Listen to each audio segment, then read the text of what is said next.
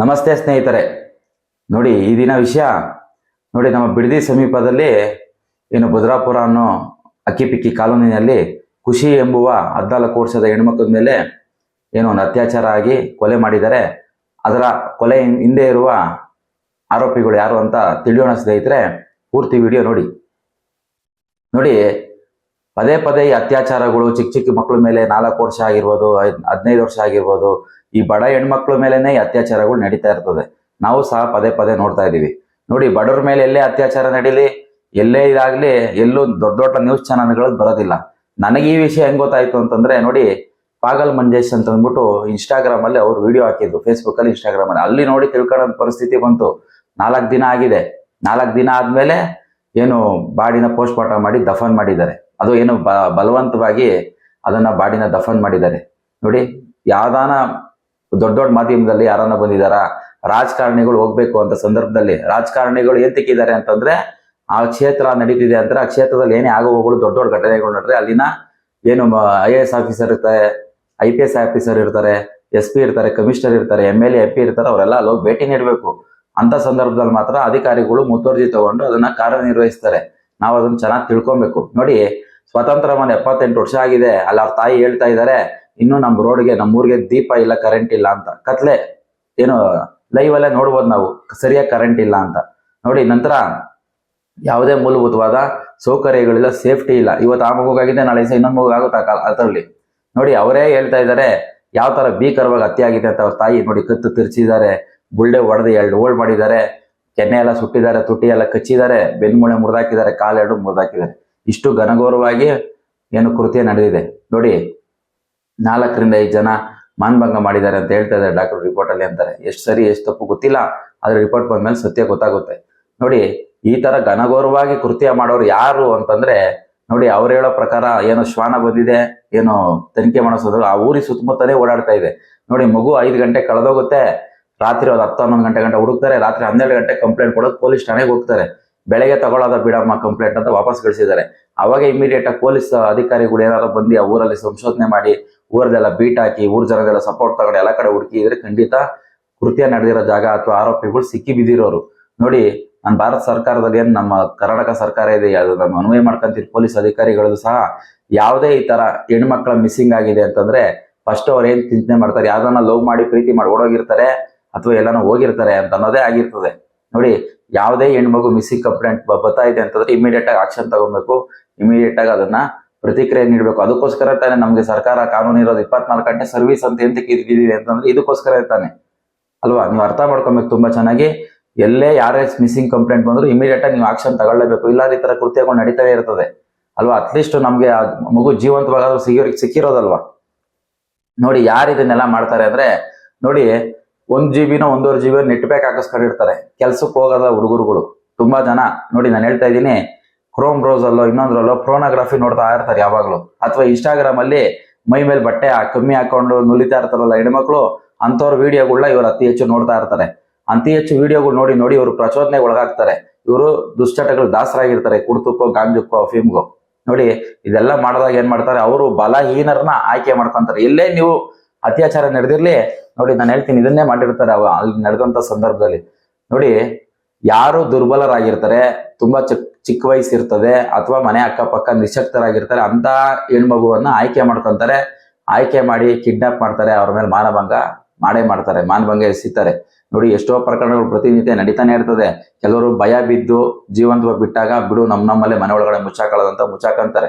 ಕೆಲವರು ಈ ತರ ತಪ್ಪು ಸಿಗಾಕಂತೀವಿ ಅಂತಂದಾಗ, ನೋಡಿ, ಆ ಹುಡುಗಿನ ಮಲ್ರು ಮಾಡಿದಾರೆ ಅಂದ್ರೆ ಆ ಊರಿನ ಜನ ಆ ಊರಲ್ಲಿ ಇರೋಂಥವ್ರು ಯಾರೋ ಮಾಡಿರ್ತಾರೆ. ನೋಡಿ, ತುಂಬಾ ಚೆನ್ನಾಗಿ ತನಿಖೆ ಚೆನ್ನಾಗಿ ಮಾಡಿ ತಿಳ್ಕೊಬೇಕು. ನೋಡಿ, ನೋಡಿ, ಒಂದು ಚಿಕ್ಕ 15 ವಯಸ್ಸು 20 ವಯಸ್ಸು 25 ವಯಸ್ಸು ಹುಡುಗರಿಗೆ ಗಾಂಜಾ, ಅಫೀಮು, ಡ್ರಗ್ಸ್ ಎಲ್ಲ ಎಲ್ಲಿ ಸಿಗುತ್ತೆ ಅಂತ ಗೊತ್ತಿದೆ. ಪದೇ ಪದೇ ಹೇಳ್ತಾ ಇರ್ತಾರೆ. ಪೊಲೀಸ್ ಅಧಿಕಾರಿಗಳು ಏನ್ ಮಾಡ್ಕೊಂಡಿದ್ದಾರೆ, ಅದನ್ನೆಲ್ಲ ಮುಚ್ಚಾಕ್ಬೇಕು, ಬ್ಯಾನ್ ಮಾಡ್ಬೇಕು. ನೋಡಿ, ನಾನು ಭಾರತ ಸರ್ಕಾರದಲ್ಲಿ ಮನವಿ ಮಾಡ್ತೀನಿ, ಕರ್ನಾಟಕ ಸರ್ಕಾರದಲ್ಲಿ ಮನವಿ ಮಾಡ್ತೀನಿ, ಯಾವುದೇ ಪ್ರೋನೋಗ್ರಫಿಗಳಾಗ್ಲಿ ಇದನ್ನೆಲ್ಲ ಬ್ಯಾನ್ ಮಾಡ್ಬೇಕು. ಇನ್ಸ್ಟಾಗ್ರಾಮ್ ಅಲ್ಲೂ ಸಹ ಈ ರೀತಿ ಏನು ರೀಲ್ಸ್ಗಳು ಬರ್ತಾ ಇರ್ತದೆ, ಅಸಹ್ಯವಾದದ್ದು ಅಂತವೆಲ್ಲ ಬ್ಯಾನ್ ಮಾಡ್ಬೇಕು. ಅಂತ ಪ್ರೊಫೈಲ್ಗಳನ್ನೆಲ್ಲ ಡೆಲೀಟ್ ಮಾಡಿಸ್ಬೇಕು. ನೋಡಿ, ಈ ಜನರಿಗೂ ನಮ್ಮ ಜನರಿಗೂ ಏನಾಗುತ್ತೆ ಅಂದ್ರೆ ಒಂದು ಟಾಪಿಕ್ ಸಿಗುತ್ತೆ. ನೋಡಿ, ಮೊನ್ನೆ ಎಲ್ಲ ಸೌಜನ್ಯನ ಪ್ರಕರಣ ನಡೀತು. ಇನ್ನೊಂದು ಪ್ರಕರಣ ನಡೀತು, ಈಗ ಇದೊಂದು ಪ್ರಕರಣ ಅಷ್ಟೇನೆ. 15 ದಿವಸ ಆದ್ಮೇಲೆ ಮರ್ತ್ಬಿಡ್ತಾರೆ. ಈ ತರ ಮರಿಬಾರ್ದು. ನಾವು ಅತಿ ಹೆಚ್ಚು ಜನ ತಿಳಿಸ್ತಾನೆ ಇರ್ಬೇಕು. ಪ್ರತಿದಿನ ಇದನ್ನ ಹೋರಾಟ ನಡಿಬೇಕು. ನೋಡಿ, ನಮ್ ಕೈಲಿ ಯಾವುದೇ ಅಧಿಕಾರ ಇರೋದಿಲ್ಲ. 5 ವರ್ಷ ಎಲೆಕ್ಷನ್ ಏನು ನಡೀತದೆ ಒಂದ್ಸರಿ, ಅವತ್ತೊಂದೇ ದಿವಸ ನಮ್ಗೆ ಅಧಿಕಾರ ಸಿಗೋದು. ಅಲ್ಲಿ ಆಯ್ಕೆ ಮಾಡ್ಕೊಬೇಕಾದ್ರೆ ಇಂಥವ್ರನ್ನೆಲ್ಲ ನಾವು ಹುಡುಕಿ ಆಯ್ಕೆ ಮಾಡ್ಕೊಬೇಕು. ನಾವು ಆಯ್ಕೆ ಮಾಡ್ಕೊಂಡಿರೋದೆಲ್ಲ ಏನ್ ಕೊಲೆಗಟಕರನ್ನ, ಅಪಹರಣ ಮಾಡೋರ್ನ, ಈ ತರ ಕೇಸ್ಗಳಿರೋರ್ನ ಇರ್ತಾನೆ, ಮಾನಭಂಗದ ಕೇಸಲ್ಲಿ ಇರೋರ್ನ, ರೇಪ್ ಮಾಡಿರೋರ್ನ, ಇಂಥವ್ರನ್ನೇ ನಾವು ಎಲ್ಲ MLA MP ಗಳ ಮಾಡ್ಕೊಂಡಿದ್ದಾಗ ಅವರಿಂದ ನಮ್ಗೆ ಎಲ್ಲಿ ನ್ಯಾಯ ಸಿಗ್ತದೆ? ನೀವು ಅರ್ಥ ಮಾಡ್ಕೊಬೇಕು. ಜನಗಳಿಗೆ ನೋಡಿ, ನಾವು ತೆರಿಗೆ ಕಟ್ತಾ ಇದೀವಿ. ನಾವು ತೆರಿಗೆ ಕಟ್ಟೋ ಹಣದಿಂದ ಅವ್ರ ಸಂಬಳ ತಗೊಂಡು ನಮಗೆ ಮೂಲಭೂತವಾದ ಸೌಕರ್ಯಗಳು ಮಾಡೋದಕ್ಕೋಸ್ಕರನೇ ಜನಪ್ರತಿನಿಧಿಗಳು ಇರೋದು. ನೋಡಿ, ಅಕ್ಕಿ ಪಿಕ್ಕಿ ಕಾಲೋನಿ ಏನಿದೆ, ಅಲ್ಲಿ ಓಟ್ ಹಾಕೋದಕ್ಕೆ 1000 ಸತಿ ಹೋಗಿರ್ತಾರೆ. ಅಲ್ಲಿರೋ ತಾಯಂದ್ರ ಕಾಲಿಗೆ ಬಿದ್ದಿರ್ತಾರೆ, ನಮಸ್ಕಾರ ಮಾಡಿ, ನಾನು ನಿಮ್ಮ ಮನೆ ಮಗ ಅಮ್ಮ, ನಿಮ್ಗೆ ಏನ್ ಬೇಕೋ ನಾನು ಮಾಡ್ಕೊಡ್ತೀನಮ್ಮ ಅಂತ ಅಂದಿರ್ತಾರೆ. ಎಲ್ಲಿ ಬಂದಿದ್ದಾರೆ, ಎಲ್ಲಿ ಮಾಡ್ಕೊಟ್ಟಿದ್ರು? ಒಬ್ಬರು ಹೋಗಿಲ್ಲ. ನೋಡಿ, ಅವ್ರ ಸಮುದಾಯದಾಗಿರ್ಬೋದು, ಮಹಿಳಾ ಆಯೋಗ ಏನ್ ಮಾಡ್ತಿದೆ, ಮಕ್ಕಳ ಕಲ್ಯಾಣ ಇಲಾಖೆ ಏನ್ ಮಾಡ್ತಾ ಇದೆ, ಹೋಗಿ ಹ್ಯೂಮನ್ ರೈಟ್ಸ್ ಏನ್ ಮಾಡ್ತಾ ಇದೆ, ಹೋಗಿ ಎಲ್ಲ ತನಿಖೆ ಮಾಡೋದಕ್ಕೆ ಸಪೋರ್ಟ್ ಮಾಡ್ಬೇಕು ತಾನೆ, ಮುಂದೆ ನಿಂತ್ಕೋಬೇಕು ತಾನೆ. ಯಾರು ಸಹ ಹೋಗೋದಿಲ್ಲ, ಯಾರಿಗೂ ಏನಿಗೂ ಬೇಕಾಗಿಲ್ಲ. ಅದೇ ಶ್ರೀಮಂತರ ಮನೆ ಮಕ್ಕಳಾದ್ರೆ ಏನಾದ್ರೆ ಇಮಿಡಿಯೇಟ್ ಆಗಿ ಎಲ್ಲ ಆಕ್ಷನ್ ತಗೊಂತಾರೆ, ಎಲ್ಲ ಮಾಡ್ತಾರೆ, ಎಲ್ಲ ಆಯ್ತದೆ. ಬಡವ್ರಿಗೆ ಇಲ್ಲಿ ನ್ಯಾಯ ಇಲ್ಲ. ದಯವಿಟ್ಟು ನೋಡಿ, ನೀವು ಅರ್ಥ ಮಾಡ್ಕೊಳ್ಳಿ. ಭಾರತ ಸಂವಿಧಾನ ನಮಗಿದೆ. ಭಾರತ ಸಂವಿಧಾನ, ಅಂಬೇಡ್ಕರ್ ನಮ್ಗೆ ಒಳ್ಳೆ ಸಂವಿಧಾನ ಕೊಟ್ಟಿದ್ದಾರೆ. ಅದು ಬಡವರ ಪರವಾಗಿ, ಏನು ದುರ್ಬಲರ ಪರವಾಗಿ ಇರೋದು. ಸಂವಿಧಾನ ಏನ್ ಹೇಳ್ತದೆ, ಕೊಟ್ಟ ಕಡೆಯ ವ್ಯಕ್ತಿಗೆ ಏನು ಸೌಲಭ್ಯ ಸಿಗ್ತಿಲ್ಲ ಆ ವ್ಯಕ್ತಿನ ಮೇಲೆತ್ತದೆ. ಏನೋ ರಾಜ್ಯ ಸರ್ಕಾರದಾಗಲಿ ಕೇಂದ್ರ ಸರ್ಕಾರದಾಗ್ಲಿ ಅವ್ರ ಮುಖ್ಯ ಗುರಿಯಾಗಿರ್ಬೇಕು. ಅದನ್ನ ಬಿಟ್ಬಿಟ್ಟು ನಾವು ಜಾತಿ, ಧರ್ಮ, ಗಲಭೆ ಈ ತರ ಮಾಡ್ಕೊಂಡ್ ಕೂತಿದ್ರೆ ಎಲ್ಲಿ ನ್ಯಾಯ ಒದಗಿಸುತ್ತೆ? ಇನ್ಮೇಲಾದ್ರೂ ನಾವೆಲ್ಲ ಎಚ್ಚೆತ್ಕೊಳ್ಳೋಣ. ನೋಡಿ, ಈ ತರ ಕೃತ್ಯಗಳು ನಡಿಬಾರ್ದು ಅಂತಂದ್ರೆ, ನೋಡಿ, ಗಾಂಜಾಗಳು, ಡ್ರಗ್ಸ್ ಇಂಥವೆಲ್ಲ ಸಿಗ್ಬಾರ್ದು. ಪೊರ್ನೋಗ್ರಫಿನ ಭಾರತ ದೇಶದಲ್ಲಿ ಬ್ಯಾನ್ ಮಾಡ್ಬೇಕು ಕಂಪ್ಲೀಟ್ ಆಗಿ. ಅವಾಗ ಮಾತ್ರ ಸಾಧ್ಯ. ನೋಡಿ, ಕೆಲ್ಸಕ್ಕೆ ಹೋಗೋದಿಲ್ಲ, ಏನಿಲ್ಲ, 24 ಗಂಟೆ ಅಂತವೇ ನೋಡ್ತಾ ಇರ್ತಾರೆ. ನೋಡಿ, ಅಂತ ಹುಡುಗರುಗಳಿಗೆ ನಾವೇನ್ ಮಾಡ್ಬೇಕು ಅಂತಂದ್ರೆ, ನೋಡಿ, ಅವ್ರು ನಾವು ಮಕ್ಕಳಿಗೆ ಹೇಳ್ಕೊಡೋದೇ ಅತ್ತಾನೆ. ನಾವು ಹಿಂದಿನ ಕಾಲದಲ್ಲಿ ಜ್ಞಾನ ಹೇಳ್ಕೊಡ್ತಿದ್ರು, ಬುದ್ಧಿ ಹೇಳ್ಕೊಡ್ತಿದ್ರು, ಊರುಗಳ ಭಜನೆ ಮನೆ ಇರೋದು, ಏನು ಪ್ರವಚನಗಳು ನಡೆಯೋದು, ಅಂತವನ್ನೆಲ್ಲ ಕೇಳಿ ಬೆಳೆದಿರೋರು ನಾವು ಹುಡುಗರಲ್ಲಿ. ಈಗಿನ ಕಾಲದಲ್ಲಿ ಅದೆಲ್ಲ ಮರೆಮಾಚಿ ಹೋಗ್ಬಿಟ್ಟಿದೆ. ಅಂತವ್ರೆಲ್ಲ ಇಲ್ವೇ ಇಲ್ಲ. ಅಂತವ್ರು ಬೆಲೆನೂ ಇಲ್ಲ, ಅಂತವ್ರು ಮರ್ಯಾದೆನೂ ಇಲ್ಲ. ನೋಡಿ, ಬೆಳೆಸುವಂತ ರೀತಿಯಲ್ಲೇ ಮಕ್ಕಳನ್ನ ತಂದೆ ತಾಯಿಗಳು ತುಂಬಾ ಚೆನ್ನಾಗಿ ಬೆಳೆಸಿರ್ಬೇಕು. ಮನೆಯಲ್ಲೇ ನಾವು ಕುಡ್ಕೊಂಡು ಪೋಲಿ ಮಾತಾಡ್ಕೊಂಡು ಕೆಟ್ಟ ಪದಗಳನ್ನ ಬಳಸ್ತಾ ಇದ್ರೆ ಮಕ್ಕಳು ಅದೇ ತರದೇ ಬೆಳಿತಾರೆ. ನಾವೇನ್ ಮಾಡ್ತಾ ಇರ್ತಾರೆ ಮಕ್ಕಳು, ಏನ್ ಓದ್ತಾ ಇರ್ತಾರೆ, ಏನ್ ನೋಡ್ತಾ ಇರ್ತಾರೆ, ಅದೇ ತರ ಪರಿವರ್ತನೆ ಆಯ್ತಾ ಇರ್ತಾರೆ, ಪ್ರಚೋದನೆಗೆ ಒಳಗಾಗ್ತಾರೆ. ನೋಡಿ, ಈ ತರ ದುರ್ಬಲ ಇರುವಂತ ಬಲಹೀನ ಮಕ್ಕಳುಗಳನ್ನ ಮಾನಭಂಗ ಮಾಡ್ತಾನೆ ಇರ್ತಾರೆ. ನೋಡಿ, ಒಂದು 15 ದಿವಸ ಇದ್ರ ಬಗ್ಗೆ ಎಲ್ಲ ಮಾತಾಡ್ತಾ ಇರ್ತೀವಿ, ಆಮೇಲೆ ಮರ್ತೋಗ್ಬಿಡ್ತೀವಿ. ಇದನ್ನ ಯಾವತ್ತೂ ನಾವು ಮರಿಬಾರ್ದು. ಪ್ರತಿದಿನ ನಾವು ಇದನ್ನ ನೆನಪಿಸ್ಕೊಂತಾನೆ ಇರ್ಬೇಕು. ನಮ್ಗೆ ಆಯ್ತಾರ ಅನ್ಯಾಯ, ನೀವು ಓಟ್ ಹಾಕೋಂಥ ಸಂದರ್ಭದಲ್ಲಿ ಸರಿಯಾದ ನಿಮ್ಗೋಸ್ಕರ ಕೆಲಸ ಮಾಡೋವಂಥವ್ರನ್ನ ಆಯ್ಕೆ ಮಾಡ್ಕೊಬೇಕು. ನೀವಾಗಿ ಬಡವ್ರ ಮಕ್ಕಳು ನೀವೇನಿದ್ರೆ ನೀವು MLA ರೈತರು ಏನಿದ್ರೆ ನೀವು MLA MP ನೋಡಿ, ನೀವೆಲ್ಲ ಏನ್ IAS IPS ಓದ್ಬಿಟ್ಟು ಎಕ್ಸಾಮ್ ಬರೆಯಕ್ಕೆ ಓಡಾಡ್ತಾ ಇರ್ತಾರೆ, ಪೊಲೀಸ್ ಅಧಿಕಾರಿ ಆಗ್ಬೇಕು ಅಂತ ಓಡಾಡ್ತಾ ಇರ್ತಾರೆ. ಯುವಕರುಗಳು ನೀವ್ ಆಗ್ಬೇಕು ತಾನೆ MLA MP ಯಾಕೆ ದುಡ್ಡಿರೋರೇ ಆಗ್ಬೇಕು, ಯಾಕೆ ಇವರೇ ಆಗ್ಬೇಕು? ನೀವು ಅರ್ಥ ಮಾಡ್ಕೊಬೇಕು. ಇದನ್ನೆಲ್ಲ ತುಂಬಾ ಚೆನ್ನಾಗಿ ವಿಚಾರ ಬೆಳೆಸ್ಕೊಬೇಕು. ನಾವು ಸೇಫ್ಟಿ ಆಗಿದ್ದೀವಿ, ನಾವು ದೊಡ್ಡ ಬಂಗ್ಲೆಲಿ ಇದೀವಿ, ನಾವು ಮನೆ ಒಳ್ಳೆ ಗೋದ್ರೇಜ್ ಬೀಗ ಹಾಕೊಂಡಿದೀವಿ, ನಾವು AC ಕಾರಲ್ಲಿ ಓಡಾಡ್ತೀವಿ, ಒಳ್ಳೆ BMW ಆಕಾರ ಅಧಿಕಾರ ಓಡಾಡ್ತೀವಿ ಅಂತ ಅಂದ್ಬಿಟ್ಟು ಶ್ರೀಮಂತರೆಲ್ಲ ನೀವು ಸುಮ್ಮನೆ ಇರೋದಲ್ಲ. ಬಡವ್ರ ಮನೆ ಅನ್ಯಾಯ ಆಗಿದೆ, ನೀವು ನೀವು ಅದಕ್ಕೆ ಧ್ವನಿ ಎತ್ತಬೇಕು. ಪ್ರತಿಯೊಬ್ಬರು ಕರ್ನಾಟಕ ಜನತೆ ಧ್ವನಿ ಎತ್ತಬೇಕು. ನಿಮ್ಮ ವಾಟ್ಸಪ್ ಸ್ಟೇಟಸ್ ಅಲ್ಲಾಗ್ಲಿ, ಇನ್ಸ್ಟಾಗ್ರಾಮ್ಗಳಲ್ಲಾಗ್ಲಿ, ಸೋಷಿಯಲ್ ಮೀಡಿಯಾದಲ್ಲಿ ಜಸ್ಟಿಸ್ ಫಾರ್ ಖುಷಿ ಅಂತ ಅಂದ್ಬಿಟ್ಟು ಹಾಕೊಳ್ಳಿ. ನೋಡಿ, ಜನಗಳಿಗೆ ತಿಳಿಸ್ಬೇಕು, ನ್ಯಾಯ ಒದಗಿಸ್ಲೇಬೇಕು. ಅದಕ್ಕೆ ನಮ್ಗೆ ನ್ಯಾಯ ಸಿಗ್ಲೇಬೇಕು. ಆರೋಪಿಗಳು ಯಾರು ಅಂತ ಕಂಡುಹಿಡಿಲೇಬೇಕು. ಅಲ್ಲಿ ಗಂಟ ನಾವು ಹೋರಾಟ ಮಾಡ್ತಾನೆ ಇರೋಣ. ದಯವಿಟ್ಟು ನಿಲ್ಸೋದ್ ಬೇಡ. ನೋಡಿ, ಈ ಕೃತ್ಯ ಇವತ್ತು ಆ ಮಗುಗಾಗಿದೆ ಅಂದ್ರೆ ನಾಳೆ ದಿವಸ ಇನ್ನೊಂದು ಮಗುಗಾಗಿ ಆಗುತ್ತೆ. ಪ್ರತಿಯೊಂದು ದಿವಸ ನಡೀತಾನೆ ಇರ್ತದೆ. ಇದು ನಿಲ್ಲದ ಕತೆ.